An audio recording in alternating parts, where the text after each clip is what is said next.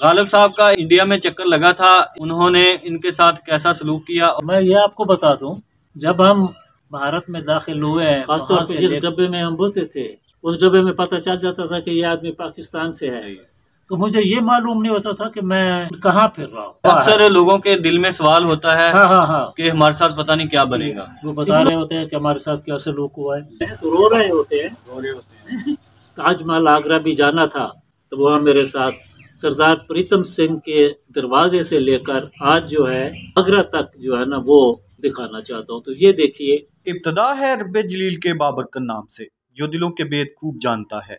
बिस्मिल्लाहिर्रहमानिर्रहीम। अस्सलाम वालेकुम दोस्तों, मैं उम्मीद करता हूं कि आप बिल्कुल ठीक ठाक होंगे और अपने प्यारों के साथ खुशबाश होंगे। दोस्तों, आज हम मौजूद हैं सरदार प्रीतम सिंह की हवेली के बिल्कुल साथ ही सर अजमल साहब के डेरे पे। सर अजमल साहब अपनी स्टोरी सुनाएंगे कि जब वो इंडिया गए तो उनके साथ क्या सलूक किया गया। ये अपनी आप बीती कहानी तफसील से बताएंगे। दोस्तों, वीडियो में एंड तक जुड़े रह सकते हैं। गालिब साहब हमारे साथ मौजूद हैं। गालिब साहब का एक दफ़ा इंडिया में चक्कर लगा था, इनसे पूछते हैं कि उन्होंने इनके साथ कैसा सलूक किया और इनके साथ उनका कैसा रवैया था। जी आदाब चैनल देखने वालों, मैं अदबी सिलसिले के हवाले से साउथ एशियन दोस्ती की तरफ से भारत जो है 5-4 दफ़ा गया हूँ। तो इन्होंने मेरे से ये पूछा है कि वहाँ के लोगों का क्या रवैया था। तो मैं ये आपको बता दूँ कि जब हम भारत में दाखिल हुए हैं, वहाँ से लेकर अमृतसर से कन्याकुमारी तक मैं गया हूँ, और दूसरी दफ़ा मैं कानपुर गया हूँ, फिर मैं पुरी गया हूँ। ये वो जगह है जो आखिरी है, जहाँ सड़क जो है वो ख़त्म हो जाती है, वहाँ पानी ही पानी आ जाता है, समंदर। तो मैंने एक बहुत लंबा सफ़र जो है वो भारत में किया है, बहुत ही लंबा। और जिस वक्त मैं गाड़ी में बैठता था या कुछ होता था, तो मुझे ये मालूम होता था कि मैं अपने जो है वो दोस्तों के साथ, पाकिस्तानियों के साथ सफ़र कर रहा हूँ। सही। ख़ासतौर पे जिस डब्बे में हम घुसे थे, उस डब्बे में पता चल जाता था कि ये आदमी पाकिस्तान से है। सही। तो वो डब्बे वाले लोग जो सारे के सारे जो हैं वो मेरे पास इकट्ठे हो जाते थे। ये बुजुर्ग जो हैं ये पाकिस्तान से आए हैं। ये पाकिस्तान से आए हुए हैं। सही है। तो मेरे पास फिर गप्पें लगती, रोटी फसानी, यानी कि वो मुझे रास्ते में किसी किस्म की फिक्र नहीं होती थी। वो हिंदू सिख ईसाई, यानी कि उसमें मालूम नहीं कि कौन कौन होते थे। डब्बा भरा हुआ है, कुछ यानी कि हिंदू मुस्लिम और सिख जो थे वो सब इकट्ठे हुए करते, इकट्ठे हो, बस गाड़ी में जा रहे हैं। कुछ उतर गए हैं, नए आ गए हैं, बैठे हैं, यानी कि इस तरीके से करके। यानी कि आप ये देखें, दिल्ली से लेकर पुरी तक मैंने सफ़र किया है। जो जानते हैं भारत वाले कि पुरी कितना दूर है, जी, कन्याकुमारी कितना दूर है, सही है, और कानपुर कितना दूर है। आप प्रीतम सिंह की जो वहाँ फैमिली मौजूद है उनसे भी मिले? हाँ, हमारे वो आए थे मुझे मिलने के लिए। सही है। फतेहगढ़ बस रुकी थी, ठीक है, तो मुझे मिलने के लिए आए थे। ठीक है। बहुत अच्छा हमारा, उन्होंने काफ़ी सारे मुझे तोहफे भी दिए, बल्कि गांव वालों के लिए भी दिए। सही है। और उन्होंने कहा था कि मैं भी उनके लिए कुछ ले गया था, वो भी उनको दिया। वो बहुत खुश हुए कि बहुत अरसे के बाद हमारे इलाके का कोई आदमी जो है वो आया है। तो उन्होंने मुझे एक फरमाइश की थी कि जब दोबारा आप आएँ तो हमारे लिए कुछ भी नहीं ले आना, हमारे लिए अपने गांव की जो है वो मट्टी लेके आनी है। तो फिर मैं जब दोबारा गया तो उनके लिए गांव की मट्टी और बहुत कुछ लेके गया था। सही है। तो मुझे ये मालूम नहीं होता था कि मैं कहाँ फिर रहा हूँ। सही।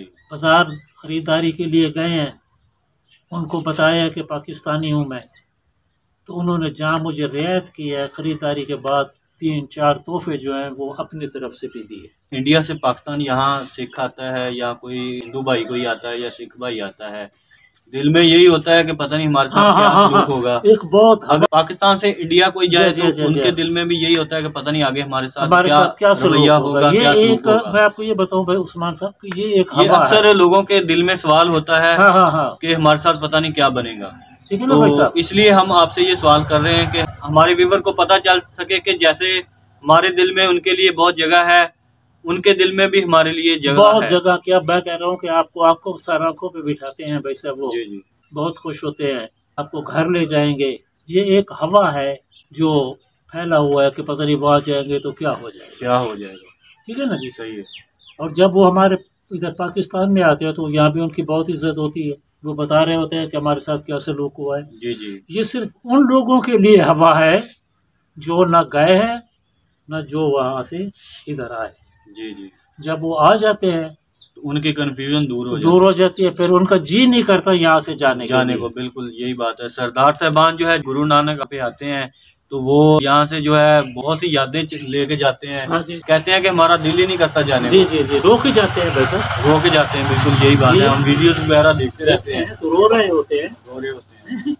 तो सर ये आपके पास जो तस्वीर है ये किसकी तस्वीर है और ये मैं आपको बताऊं दोस्तों, आपने खुशी की बात यह है कि मैं आपके लिए जो तोहफा पेश करने लगा हूं वो ये है कि आपने सरदार प्रीतम सिंह हवेली की देखी है।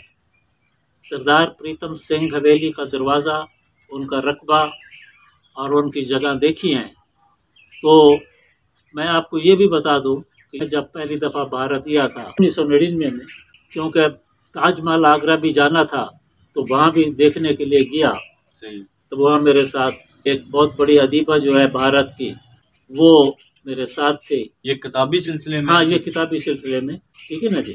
सरदार प्रीतम सिंह के दरवाजे से लेकर आज जो है आगरा तक जो है ना वो दिखाना चाहता हूँ। तो ये देखिए, ये है ताजमहल आगरा।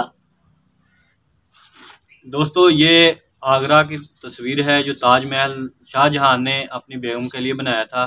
ये सर गालिब साहब जो है हमें वो तस्वीर दिखा रहे हैं। 1999 में वो इंडिया गए थे, उस वक़्त की कुछ यादें जो है इनके पास मौजूद हैं, ये आप देख सकते हैं। उस वक़्त ये अदीबा नाम की एक खतून थी जो इनके साथ मौजूद थी, जो अदबी किताबें जो है अदब के हवाले से जो किताबें सर गालिब साहब पढ़ते हैं, ये उसी हवाले से इनसे मुलाकात हुई थी तो उनके साथ ये मौजूद थी खतून। तो ये आगरा में गए थे। ये उस वक़्त की एक यादगार है जो गालिब साहब आपको दिखा रहे हैं। दोस्तों मैं आपसे यही कहूँगा कि आप हमारे चैनल को देखें, लाइक करें, इसको जो है ना वो एक घंटी सी बजाई जाती है, सब्सक्राइब करें।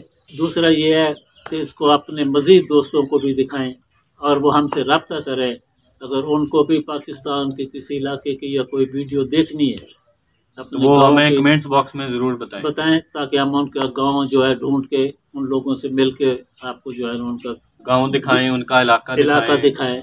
ठीक है ना। खुदा हाफिज़।